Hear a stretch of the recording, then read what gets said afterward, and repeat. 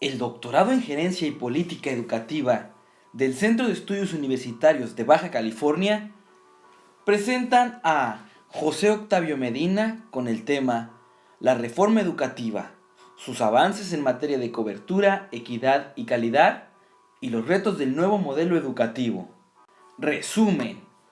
Los objetivos para el presente investigación son presentar los avances obtenidos por el sistema educativo mexicano en materia de cobertura y equidad, así como reflexionar sobre la reforma educativa, su enfoque y revisar si la calidad en la educación se está beneficiando de todos estos factores. Ofrecer una visión panorámica del nuevo modelo educativo y su propuesta para elevar la calidad. Señalar los desafíos que México tiene en puerta para elevar la calidad de la educación. Responder a la interrogante, ¿se ha avanzado en materia de educación en México? Y proponer respuesta a la siguiente, ¿qué más falta por hacer? Para esto, presenta el resultado de una investigación teórico-descriptiva del tipo documental, dado que se realizó el análisis de un conjunto de publicaciones físicas y documentos electrónicos sobre temas de la educación y sus estadísticas en México. Introducción. Es vital cada pocos años hacer un recuento de la situación educativa de un país. El propósito de este artículo es ser un insumo breve y conciso de este recuento.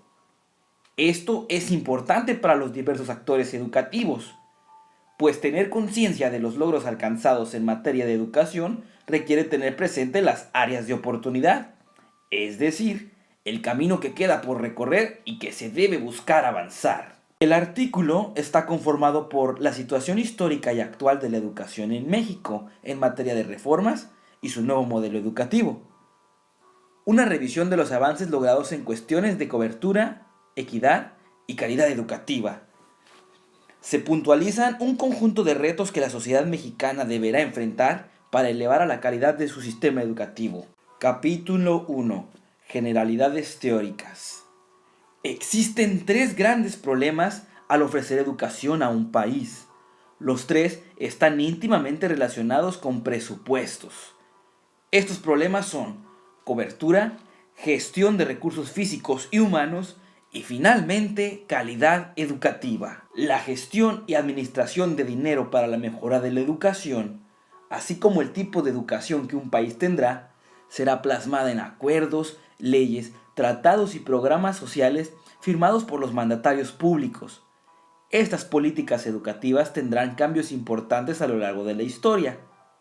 Son las llamadas reformas educativas. Díaz e Inclán definen a las reformas educativas como acciones donde el Estado establece elementos para orientar las políticas de la educación.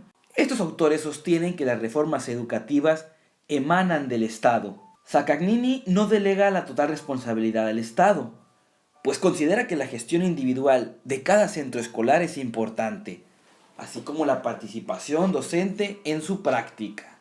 Reimers sostiene que son el conjunto de decisiones y acciones tomadas con el propósito deliberado de cambiar los insumos, procesos y productos del sistema educativo. Para Reimers, las acciones de cambio pueden ser tomadas por cualquier agente no especificado. Los estados son los responsables de la prestación del servicio educativo, pero a través de la Secretaría de Educación Pública, el gobierno federal conserva la autoridad para dar uniformidad y dirección a los planes y programas. La SEP introdujo una reforma curricular importante, la Reforma Integral de la Educación Básica. Sus elementos sustanciales son la coordinación entre los diferentes niveles de la educación básica, la continuidad entre la educación preescolar, primaria y secundaria, el énfasis en los temas relevantes para la sociedad actual y la educación para la vida, la elaboración de planes y programas actualizados, centrar la atención en los estudiantes y sus procesos de aprendizaje, la mejora de la formación y capacitación de los directores y docentes. El enfoque de educación por competencias incluido en la RIEP resultó novedoso. Perrenot define una competencia como la capacidad de movilizar varios recursos cognitivos para hacer frente a un tipo de situaciones. García dice que las competencias no se desarrollan en abstracto, sino a partir de situaciones concretas, en espacios concretos y con personas concretas, a través de actividades concretas. Cole contextualiza que la adquisición y desarrollo de competencias está ligada a la adquisición de conocimientos, habilidades, valores, actitudes, emociones, etcétera, que se logra en un contexto escolar mediante las situaciones didácticas que el docente plantea a los alumnos. Para la SEP, en concordancia con Perrenaud y Weinert, las competencias son el conjunto de capacidades que incluyen conocimientos, actitudes, habilidades y destrezas que una persona logra mediante procesos de aprendizaje. Y en el mismo sentido que García y Cole, que se manifiestan en situaciones y contextos diversos. El 20 de julio del 2017, el gobierno mexicano y la SEP presentaron un importante documento para la educación nacional titulado Nuevo Modelo Educativo para la Educación Obligatoria. En este documento se hace hincapié en la importancia de la equidad y la educación de calidad. La equidad en una educación de calidad significa que todos los estudiantes, sin importar su origen, género, condición socioeconómica o discapacidad, deben adquirir los conocimientos, habilidades, actitudes y valores necesarios para integrarse y participar activamente en la sociedad. Respecto a este punto, Zorrilla señala que el propósito de la reforma del sistema educativo mexicano es elevar con equidad la calidad de la educación. Toda reforma educativa requiere atender las necesidades del país en materia de cobertura y calidad. México ha llegado al punto donde el tema de la cobertura está muy avanzado y para promover su desarrollo y el de la calidad, se requiere atender el asunto de la equidad. Cobertura. El Estado mexicano tiene la obligación de garantizar la educación básica a toda su población. Esta función y compromiso está claramente plasmado en el artículo 3 de la Constitución. Esta tarea tiene varias condiciones que representan retos importantes para su logro. El gran tamaño de la población que reside en el país, siendo más de 112 millones de mexicanos, de los cuales casi el 30% tiene una edad entre 3 y 17 años, que es la edad propia de la educación básica y obligatoria en este país. La dispersión de la población. El 23% de los habitantes del país viven en las más de 188.500 localidades rurales que existen. La diversidad lingüística. Un 6.2% de la población habla una de las más de 60 lenguas indígenas que se conservan en uso. Casi la totalidad de niñas y niños en la edad de 6 a 11 años asiste a la escuela primaria. Se ha avanzado en la universalización de la educación secundaria, ya que el 91% de los jóvenes la atienden. En el caso del preescolar, el porcentaje es de solo 71% y el nivel medio superior de 67%. Más de 21 millones de mexicanos viven en situación de pobreza extrema. Rodríguez, Mendésigo, Redfield, Valdivieso y Montoya puntualizan que el trabajo infantil en sectores campesinos, indígenas y pobres urbanos dificulta el acceso a la escuela de muchos niños, a pesar de que haya oferta educativa en sus lugares de residencia. El concepto de equidad en la educación es definido por la SEP como distribución igualitaria y justa del servicio educativo que satisfaga las necesidades particulares de quienes lo reciben, para así superar las diferencias existentes, bajo el principio de que sea para todos, según sus necesidades y capacidades. En el pasado a la mujer no se le daba la oportunidad de estudiar. Tomando como población a los alumnos en edades entre los 6 y 11 años, las niñas representan el 50.3% del total.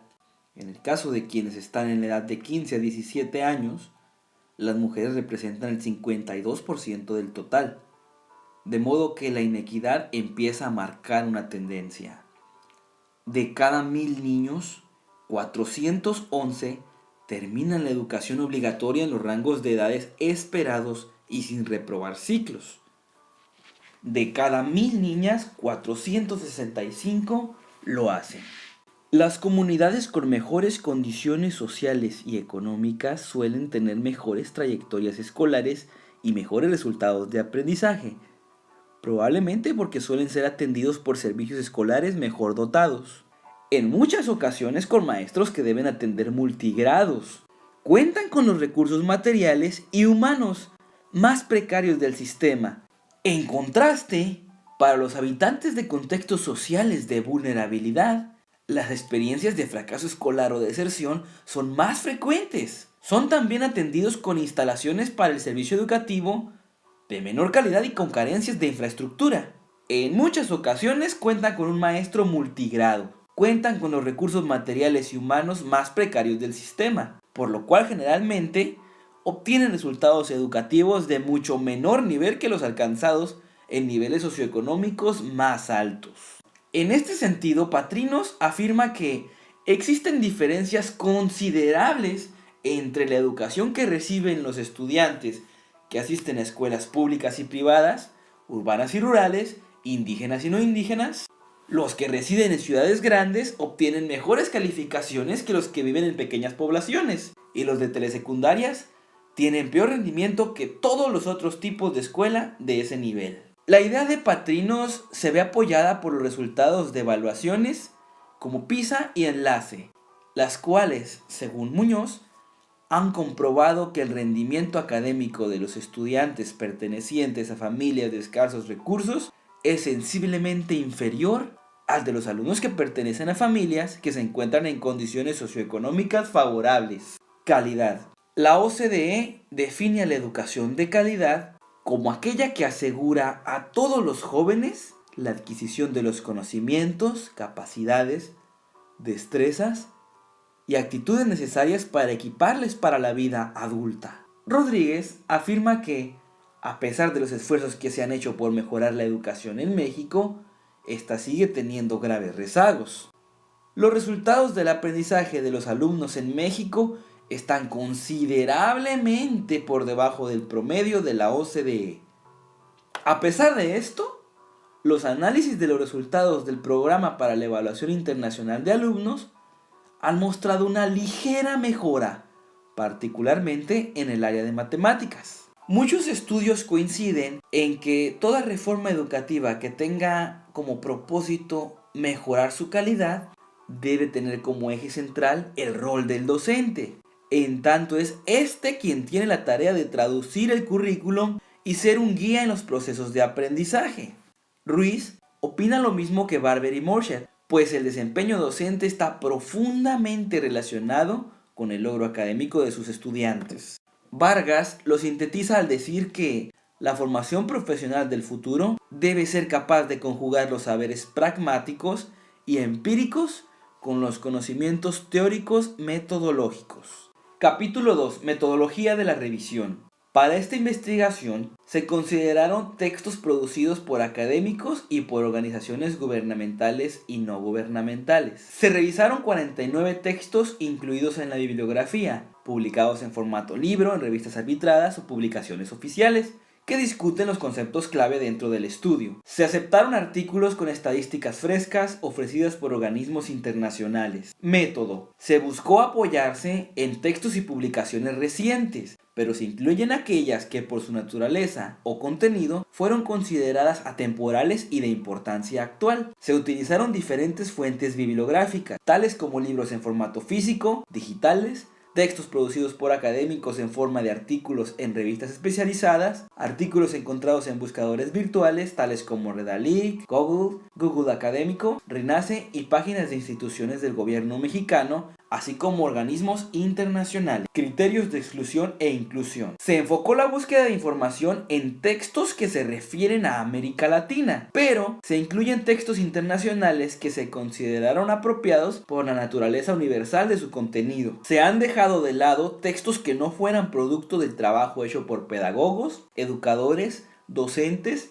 o personas afines a la educación. Documentos que presentaran estadísticas de años anteriores al 2012 fueron considerados obsoletos en sus datos. La información analizada se estructuró en 8 etapas. Primera, Selección del tema. Se determinó el propósito. Segunda, elaborar una lista de preguntas guía para la investigación. Tercera, establecimiento de criterios de inclusión y exclusión. Cuarta, dar respuesta a las preguntas mediante la bibliografía. Quinta, creación del artículo. Sexta, revisiones por parte del autor. Séptima, revisión por parte de un experto en la metodología de la investigación. Octava, aprovechar las sugerencias del especialista para mejorar el artículo. Capítulo 3. Resultados y discusión. Resultados. Los documentos analizados arrojan que, aunque se ha avanzado en los temas de cobertura y equidad, la inequidad en oportunidades y calidad se mantendrá hasta que no se desarrollen y apliquen programas diferenciados para las necesidades de cada una de las comunidades escolares y familiares a las que se atienda. Hay una ligera mejora que muestran los resultados en evaluaciones internacionales, pero el gran desafío es la personalización en la atención. Para lograr establecer el tipo de apoyos requeridos para la mejora, se requiere crear el instrumento apropiado de evaluación.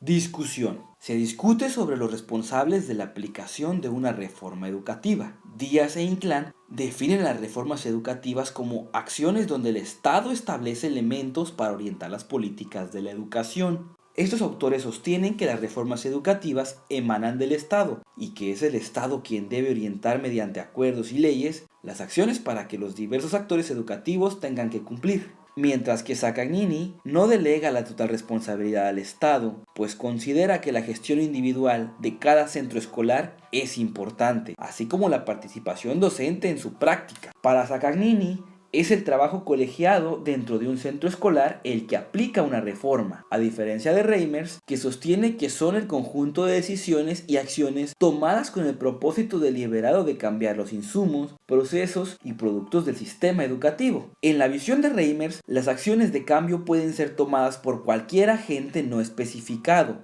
ya sea el Estado con políticas impuestas, el director de un centro escolar aplicando un liderazgo funcional o un docente en el salón de clases con sus padres de familia y alumnos. En oposición a Reimers, Lujambio, Ciscomani y Freire subrayan que corresponde a la federación la función normativa de la educación, definir lineamientos, planes y programas, conformar el calendario escolar y la elaboración de producción de libros de texto gratuito, así como la planeación y evaluación nacional, por lo que el diseño de aplicación de toda reforma emanará de la federación. No obstante, Ruiz opina que una reforma debe centrar la atención en los estudiantes y en sus procesos de enseñanza, por lo que es el maestro del aula el que aplica y da vida a una reforma educativa. En concordancia con Ruiz, Espeleta señala que es la actuación de los docentes el elemento fundamental para llevar a la práctica una reforma curricular. Barber y Morshed coinciden con Espeleta, pues es el docente quien tiene la tarea de traducir el currículum y ser un guía en los procesos de aprendizaje. Capítulo 4. Conclusiones y recomendaciones. Conclusiones. El tipo de educación que se necesita depende del tipo de sociedad que se quiera formar. Las reformas educativas tienen el propósito de mejorar la calidad de la misma. Representan cambios importantes que deben ser asumidos por los actores educativos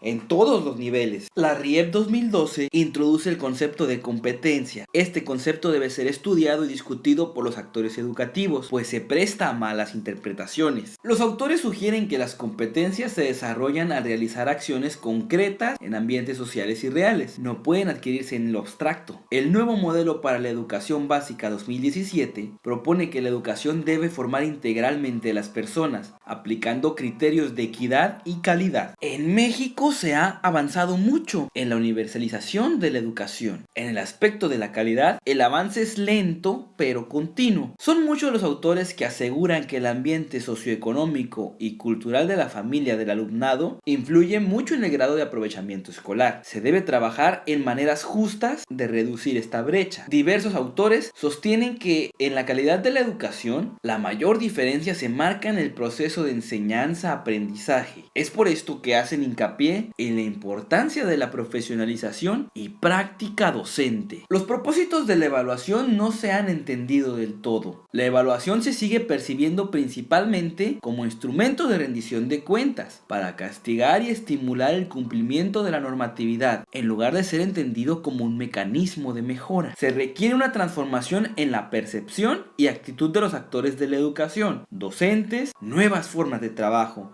más participativas y comprometidas. Un cambio del autoritarismo a la responsabilidad compartida. Nos encontramos frente a cambios en las políticas educativas que se orientan a mejorar el sistema educativo nacional. Con base en la experiencia y las evidencias que la investigación académica produzca, se irán concretando las decisiones acertadas para el logro y mejora de la calidad de la educación en todos los niveles que conforman el sistema educativo. Sugerencias. De la Fuente sugiere que para avanzar en la sociedad del conocimiento se requiere de mayores inversiones en educación, investigación y desarrollo e incrementar los niveles académicos de la población económicamente activa. En la opinión de Zorrilla, se debe poner especial atención en la escuela como institución y en las personas que lo hacen posible, director, maestros, alumnos y comunidad. Se sugiere una línea de investigación. El análisis de los sistemas educativos de países con mayor nivel de calidad educativa que México, según organismos internacionales, buscando los aspectos en los cuales estos países invirtieron más recursos económicos para lograr ese desarrollo. Con los resultados de este análisis se podrán tomar decisiones que pueden impactar positivamente en México, en su educación y en la población.